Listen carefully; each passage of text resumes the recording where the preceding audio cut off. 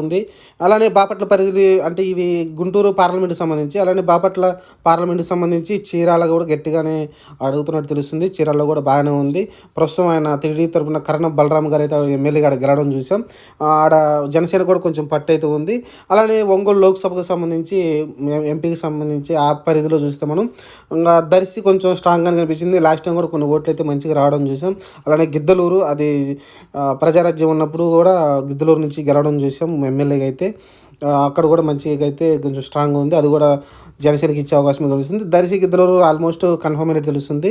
ఇంకపోతే నెల్లూరు సంబంధించి కోవూరు ఒక అసెంబ్లీ వచ్చే అవకాశం ఉంది. అలానే తిరుపతికి సంబంధించి తిరుపతి కూడా లాస్ట్ టైము ప్రజారాజ్యం తరపున చిరంజీవి గారు అక్కడి నుంచి గెలవడం చూసాం ఎమ్మెల్యేగా.